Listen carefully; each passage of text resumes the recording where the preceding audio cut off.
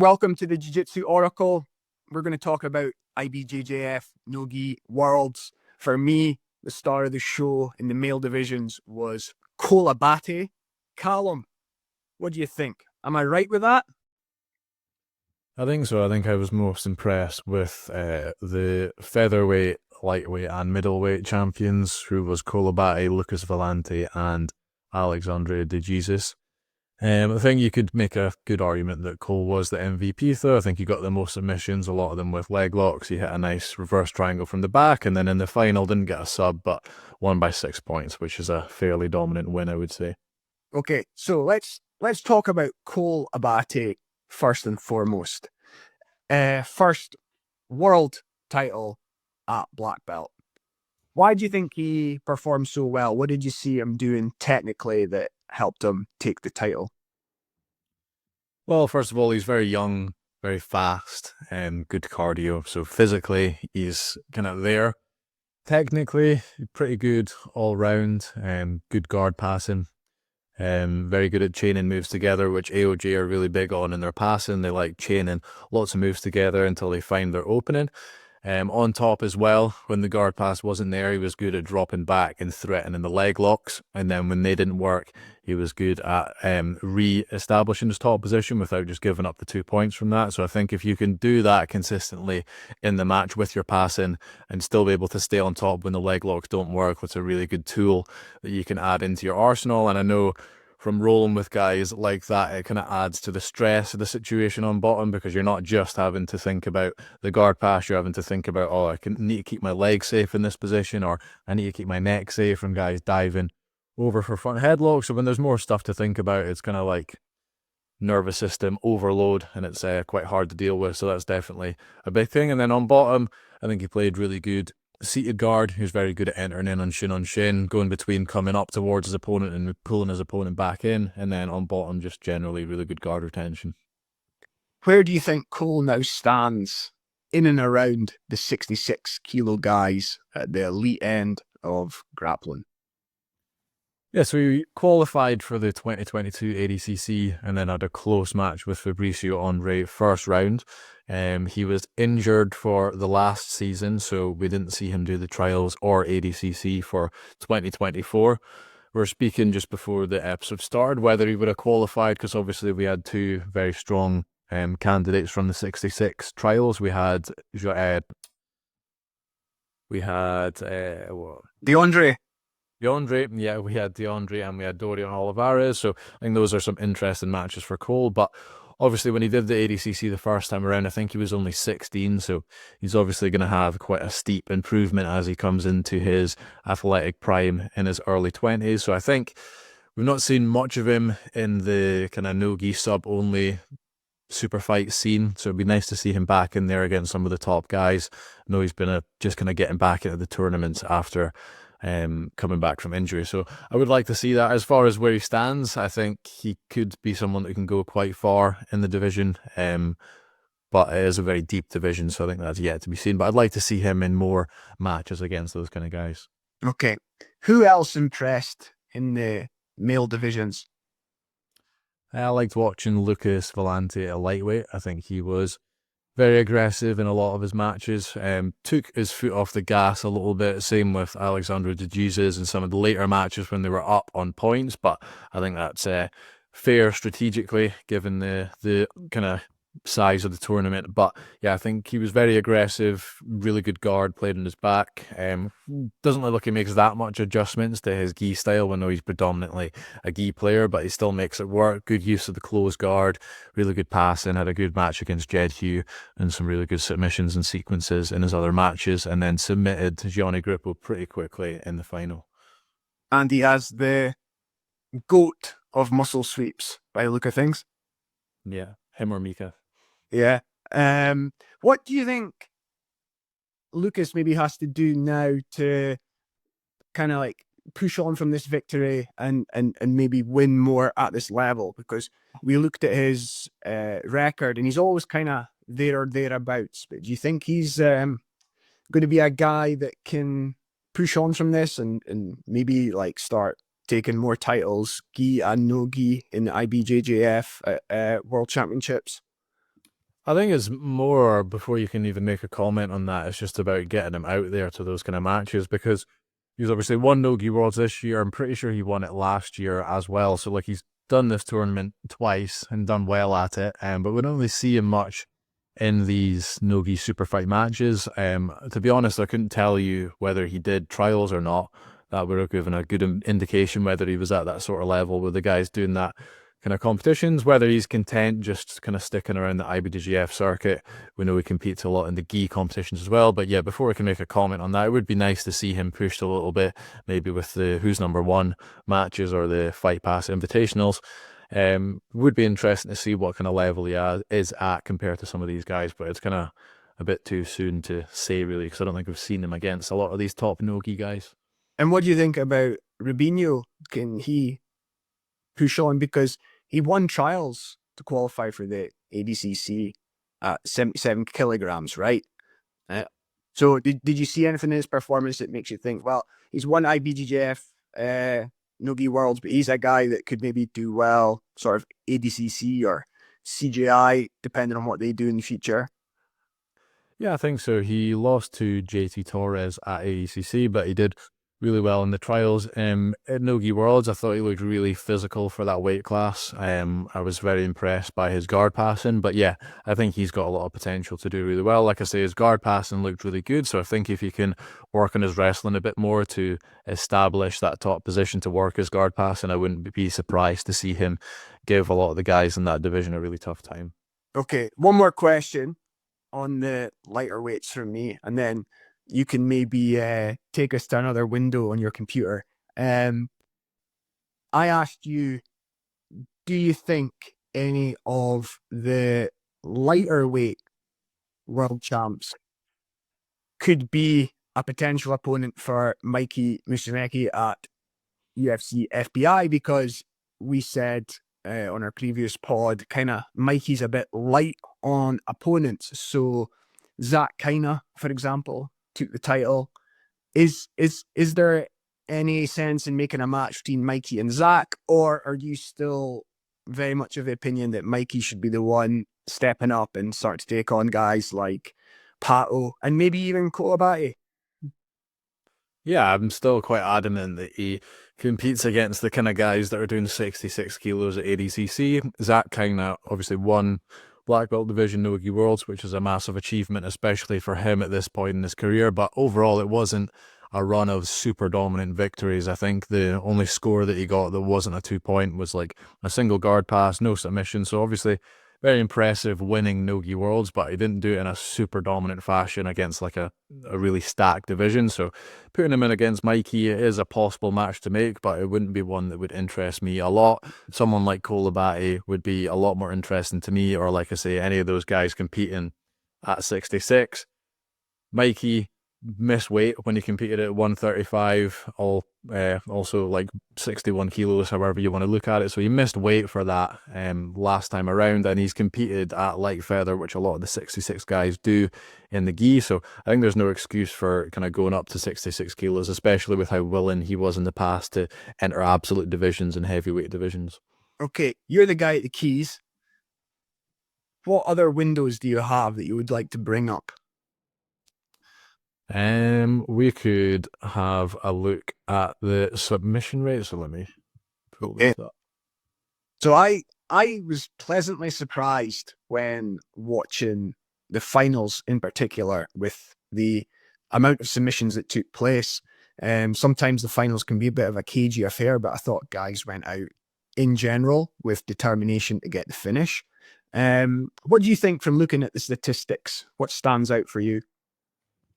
Yeah, what stands out is we've got rear naked chokes, the number one submission at 25. That's fairly common for some sort of choke from the back to be quite up there as far as submissions. But if you look at the leg lock, so after rear naked chokes, we've got 20 heel hooks at the black belt level, 10 arm bars, 7 toe holds, and then for some reason straight ankle locks and guillotines are lumped in together at 6. But I kind of just, as a whole, leg locks seem to stand out quite a lot.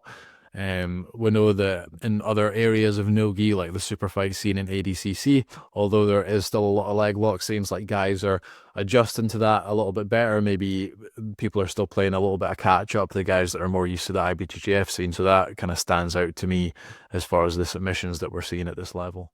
Yeah. What do you think about the leg locks in IBJJF No Gi competition? Kind of where this skill level currently stands with them. Yeah, I mean, it does seem like they're playing catch up a little bit, but at the same time, I think a lot of the guys that are bringing over their gi style, especially the guard players, can actually implement them quite well. See a lot of the guys from the gi scene that aren't making like massive adjustments to their game coming over to no-gi. They're playing a lot of things like Delahiva, 50-50, just looking to entangle the legs, kind of like they would do in the gi, obviously, just with less grips, and that's opening up opportunities for them to enter into the legs. So I think those guys adding that into their arsenal, and then maybe some of the other IBJJF guys just not having as much experience with that is why we're seeing so much of them. So whether that's going to change in the future while people still adapt to it or not, that's yet to be seen, but I just think it's quite interesting why it's so high. Something else that caught my attention in the tournament was that I think in general there was improved wrestling, improved work standard, and there was quite a lot of wrestling that resulted in back takes. And I don't know whether that's because that's something that is more specific to IBJJF competition. Guys are used to scrambling, taking the back in the gi, for example, or nogi, and wrestling in ADCC and CGI tends to be a bit more Greco-y and focused on the club in the head, etc., snap downs. But I did see a lot of back takes from standing. So is it because it's more of a thing that the guys in this competition would do, or is it like an opportunity for guys who wrestle a bit differently? They could be watching this and thinking, actually, like that's a route I could take in other competitions as well, like wrestling to get the back. So I did see quite a lot of that during the tournament. And if you're watching or listening, let me know. Do you think it was just a result of the guys in this competition playing a certain way, or do you think it's something that other people could exploit in other competition? I think a point on that, like comparing to ADCC, I think the turtle and defending the back is such a big priority as far as what guys are kind of training in their camps beforehand, that probably see people when they get to the back from standing in ADCC prioritize maybe breaking them down first just to kind of get that 2-point score, because people are so good in ADCC at kind of tipping people over the top and fighting the hooks. Not to say they're not in IBJJF, that's obviously a big thing as well, not letting people score, but it's maybe a bit easier for guys to kind of jump on the back and score in IBJJF because it's not such a big thing to kind of work on your turtle. Is there anything else you want to talk about regarding the male divisions? Yeah, just as far as the lighter weight classes, I just thought it would be interesting to talk about how the guard passing is just less of a factor. And this is kind of not just this event, it's across a lot of IBJJF competitions, gi and no-gi. But when it comes to like the rooster weight, the light featherweight, to a lesser extent the featherweight, but still to a certain extent, it seems like the passing is just less of a factor overall in the match. When you start seeing lightweight and above, you see a lot more passes happen, and it's just why that is. A few factors that I think is, one, maybe the guards are just that much better. Obviously these lighter guys in the gym are probably with their bigger training partners spending a lot of time on the bottom, so they get practice in that. They're more flexible. That's one possible reason. On the flip side of that, maybe they're not as good at passing. Maybe they, like I say, spend more time on the bottom in the gym against their heavier training partners, so maybe they get a bit less time practicing their passing. I know when we've spoken about guys that are good at passing in the roosterweight division, like Taliesin, obviously he's got training partners at that size to practice that kind of game on. So one, he gets to practice passing more, being on top, and two, he gets to practice this specific passing that works against those kind of super flexible guards. Another thing that I thought might be a possibility is kind of just the strength to weight ratio. So typically the lower the weight class, the higher your strength to body weight ratio is going to be. Obviously, the ultra heavyweight guys are going to be absolute wise the strongest, but their strength to body weight ratio isn't going to be so much. So it's kind of going to be more likely that at rooster weight and light featherweight, you can kind of just bench press someone off of you, push them off a lot easier. Their frames are a lot stronger compared to the higher weight classes. That was a few thoughts of mine. I was wondering if there was any thoughts of why you think that the passing is just less predominant in the lower weight classes. Yep. So yeah, I think as well, like the way that the lighter weight players play guard does make it very difficult to create an opening between knees and it's not even knees and elbows, it's knees and armpits, you know, like it's very, very hard to get in there. But I think a couple of world championships ago in the gi, we did see someone who was a masterful passer at rooster weight, Pinheiro, win with very dominant passing. So I think, again, it's like, are these guys putting enough focus on passing? Are they putting enough focus on passing against guys with guards as developed as the ones they're likely to face in competition? I don't know. I'd be interested to get his perspective on why he thought his passing worked so well. I'm thinking back to like a couple of ADCCs ago and Tanquinho as well. Absolutely melted guards at the lightest weight. Yeah, what you said about Pinheiro and what we spoke about with Taliesin as well. So those guys tend to have a bit more of like a pressure sort of game and getting strong upper body connections. And when I think back to the point about what these guys are getting to practice in the gym, if most of your training partners are bigger, you might struggle to implement that sort of game on them. I imagine a lot of smaller guys against their bigger opponents are going to be doing more around the outside leg sort of passing. And against someone your own weight in the rooster division that's super flexible, super good at pummeling, that's going to be a really hard thing to do. So maybe, again, it comes back to what they're actually practicing in the gym, like just with who they've got access to training-wise. And I think, like, your observations on Cole's top game are really good, and how he mixes passing with the threat of going into the legs and back takes. But I think that gets a little bit trickier in the gi. You know, you can be easily hauled into leg entanglements, 50-50s and stuff like that that can slow you down. So I think like the way Cole does it at Nogi's really, really good for opening up guards and either getting a leg lock or a pass or a back take. I wonder if you'll be able to do it as well in the gi going forward. But the guys that really had success at Rooster from their passing as well, or these lighter weights, like Pinheiro and Tanquinho, they were absolute dominant pressure passers. It's like, it's not even like the passing was like that complicated or whatever with their movements. It was just domination through like great postural and pressure control.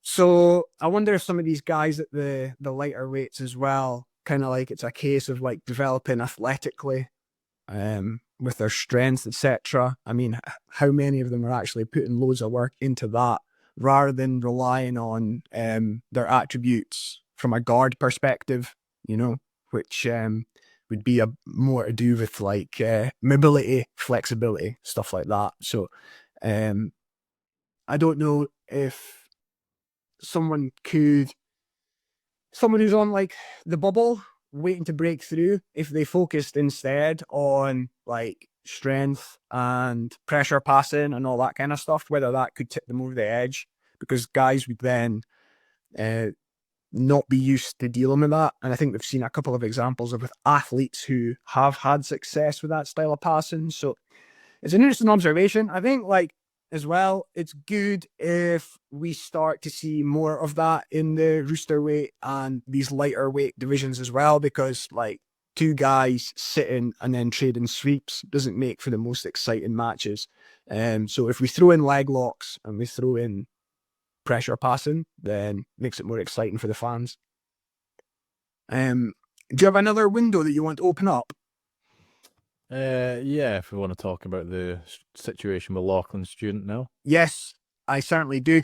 Calum is well placed to talk about what we'll call non Sorry? Reapgate. Reapgate. Yeah. Well, I think in general, before we go into this specific, no, let's do it because the video's up, and then I've got some general comments on stuff I saw at the Worlds. So you go first. You talk us through this. Okay, so if you can see the video in front, Lachlan shouldn't sat back to single leg X. The guy defending pushed his leg into a reaping position and then immediately shouted on the ref to look at the situation.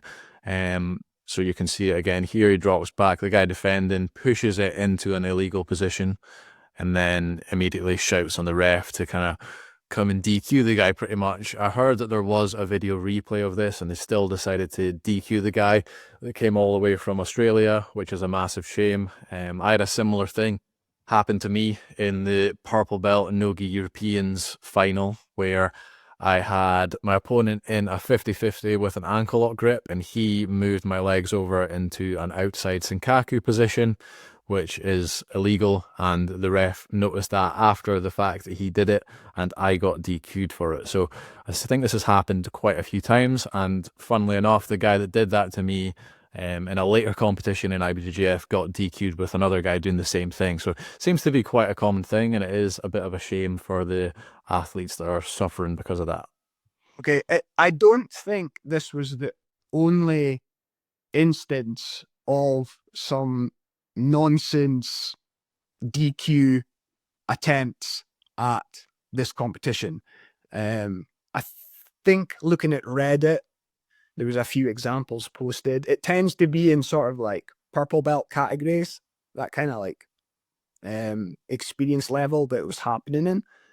I wonder if it's to do with like the footballification of jiu-jitsu, you know, some players Right, okay. feign injury, trying to get other players sent off, all this kind of stuff, you know? Yeah.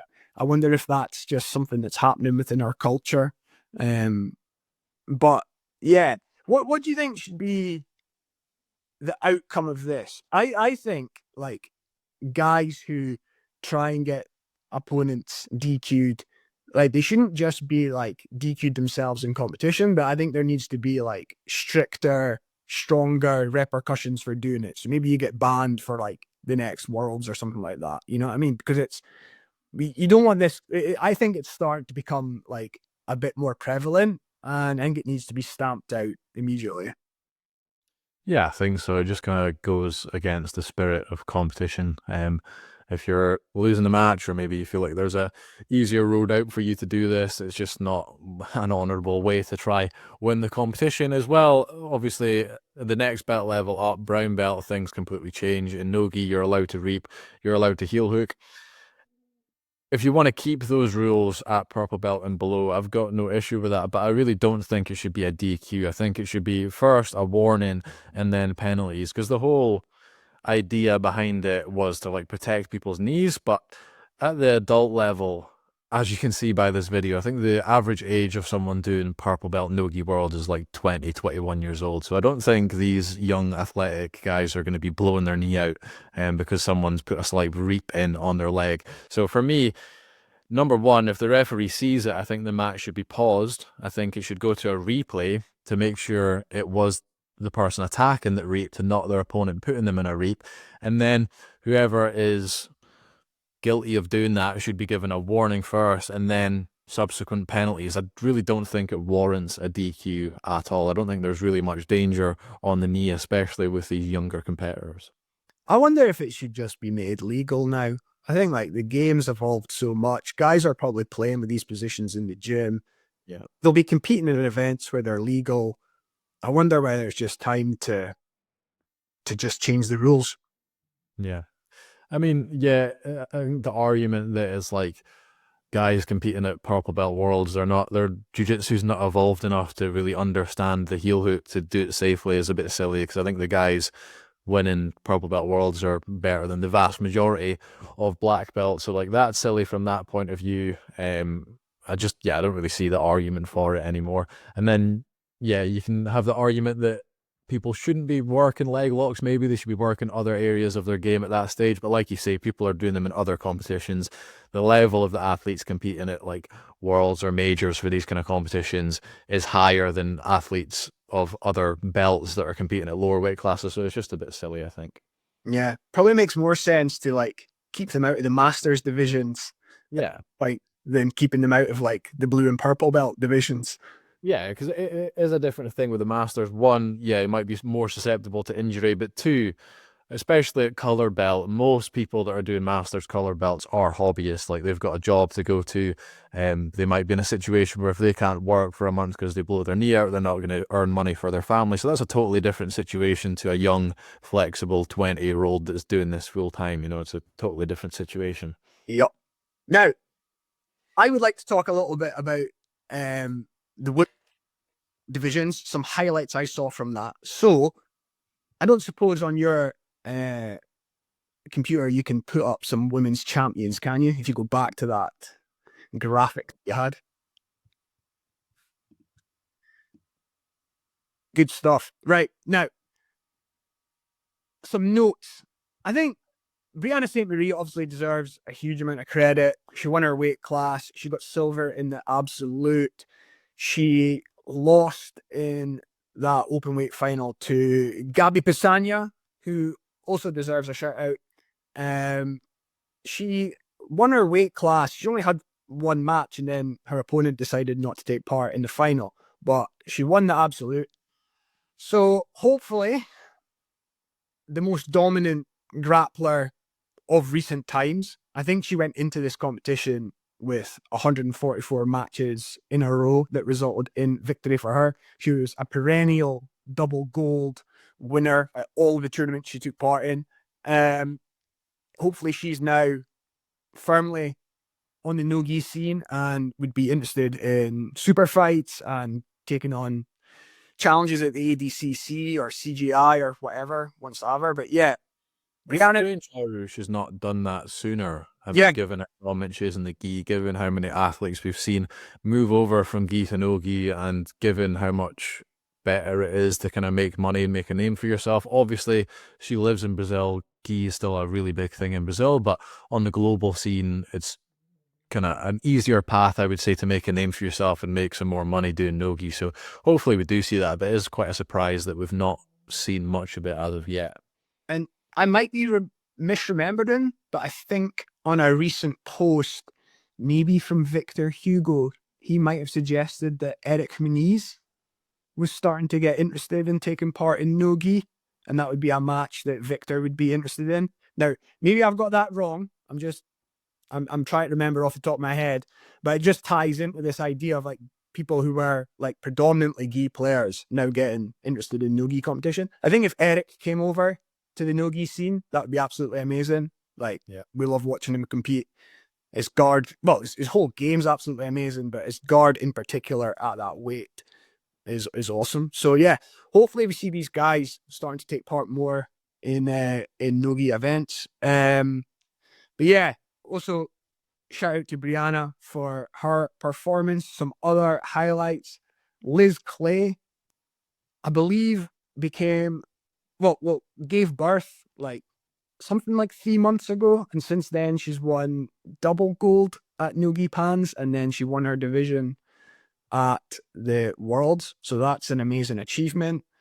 Another great achievement, Kasia Mura, who at 18 years old, I believe, is the youngest person to win a world title in the IBJJF. And she seems to have gone, like, I think from reading articles before the comp, I think she went blue to black belt inside a year, maybe like 363 or 364 days. And I was really intrigued as to like how that could happen, because you know you have to serve time at each belt by IBJJF regulations. Now, if you're watching on and you're clued up on these rules and regulations, please let me know. But I think it's because when you become when you win the worlds at your belt level, you're then allowed to move up immediately. So I think as a blue belt, she won worlds very quickly. She was then given a purple belt. She then won worlds very quickly. She was given a brown belt, etc. And she managed to get to black belt inside a year. And then since then, she has now won Worlds at black belt. So yeah, she's a new name on the scene for me to keep track of, but like her rise has been meteoric. But yeah, exciting to have like a younger grappler with such skill. But if you know about the rules and regulations for IBJJF, give us a shout in the comments. And then the other female champion I want to give a shout out to was Mayasa Bastos, who I believe it's her 9th title at Gi or Nogi, 9th world title. So she continues to be dominant at her weight class. Yeah, good work, Calum, getting the graphic up and buzzing through the female champs. Yeah, I just want to give a shout out to those guys for their achievements. Also, another female deserves a mention. She won't be on the list of black belt world champions that Calum has on his computer, but Helen Maroulis, who was Olympic wrestling champion, won her division at blue belt. So if she's now committed to grappling, we could see her do a Kasimura-like rise through the ranks and be competing with the elite grapplers in not too long a time, because like her wrestling pedigree's second to none in the sport, really. Speaking of which, Pat Downey as well won his division, but I don't think he got the medal in the final because of a bit of a scuffle that happened after the match. We spoke about him beforehand, so it wasn't really a surprise to see him do well in his division. No, but your question was, is there anyone else who has such high credentials at wrestling who's now competing in jiu-jitsu, right? Yeah. And I think we have an answer then. Helen Maroulis, who is Olympic champion and is now winning titles in jiu-jitsu. So I've got a question off the back of all this. Out of all the guys we've spoken about, or all the guys you know that competed, who do you think's most likely to step on and win a ADCC or CGI title? Let me just go back to the list. So I think Cole has got a good chance. Spoke about that earlier, especially him coming more into his physical prime. I think Elder Cruz has been around that sort of scene for a while. If he has a good run at a weight class that's good for him, I think he could do quite well. Gabi Pessanha, we just spoke about as well. I think she's got a lot of potential for Nogi. Elizabeth Clay's done really well in the past. Brianna St. Marie's won silver at ADCC. Mayisa Bastos struggles a bit with the physicality being so light, but I think if she was in the right weight class, she could do really well also. Yeah. And then one I want to mention who won his division at brown belt is Dorian Olivares. Already qualified for the ADCC, already won a trials, has a game that seems tailor-made for the ADCC rule set, such as his strength and wrestling.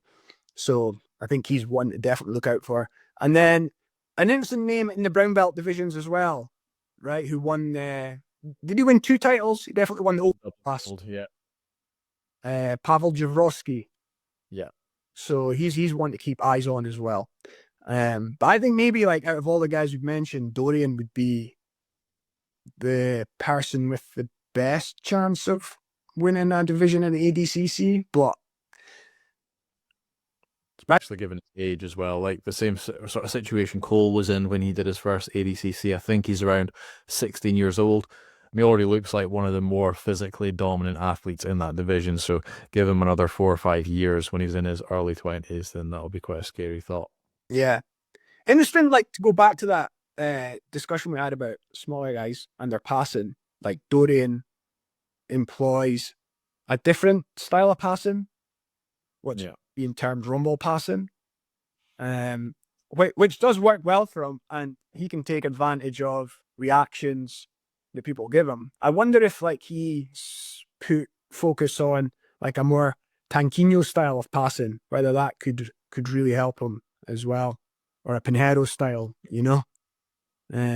And he's just able to absolutely melt people with his physicality, because he does look like, and he's only going to get bigger and stronger over the next wee while, right? Because Yeah. he's still pretty young. So, or maybe he adds both together, and then that becomes a truly terrifying experience playing guard against. Calum, to round out this discussion, I think like the next time we come back and do an oracle, we're going to do some awards for the year. So we've got male grappler of the year, female grappler of the year, and submission of the year. If you're watching or listening, give us a shout with people who you think should be in contention. Give us a shout with who you would definitely vote for if you've already made up your mind. But do you want to quickly talk us through some of the contenders just to get the discussion going? Yeah, in the male division, I think we've got Mika Gaval winning the Grand Slam at the Super Grand Slam ADCC and the Gi IBJJF Major. So I think he's got the best accolades as far as combining Gi and Nogi. We've got Kainen with the double gold at ADCC, 7 out of 8 wins by submission. We've got Nicky Rod, who won the over 80 kilos for CGI, and we've got Cade Vitolo that won the under 80 kilos for CGI. So I think for the males, that would be the contenders. Could also maybe throw Adam Wierzinski in there. He's had really good run in the gi. Depends what you value more, I guess, but I think Mika is definitely up there, having done both, but other guys are maybe a little bit more specialized. Yeah. And then for the women, I think we've got Gabi Pessanha, Adele Fornerino, based on her performance at the ADCC. I think Fionn has to be there or thereabouts, like in the discussion. I mean,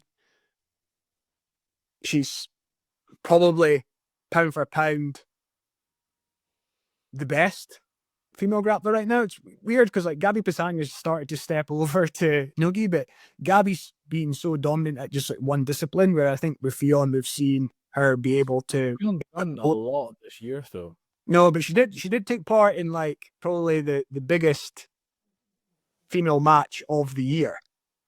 Yeah, it's just that obviously you'd potentially still consider Gordon Ryan the pound for pound best, but he's really not in this discussion. So should he be? I don't think so. Okay. Does anyone else? Let us know. But that's the joy of the debates around this sort of thing and sport, that we get to have a discussion about who we think the best people through the year have been. I think Adam's a great shout. Probably for me, like he has been one of the grapplers, if not the grappler, I've enjoyed watching most this year. But whether that qualifies him to be like grappler of the year, I'm not sure. But certainly had a fantastic year, and his development and his game as an absolute pleasure to watch. So I think, yeah, worthy of a shout out, but I'm not sure if he's done enough to win the award that I think we both already have a leading contender for, but we'll see if the viewers and listeners can persuade us otherwise. But that'll be the next edition of the Oracle, our awards for 2024.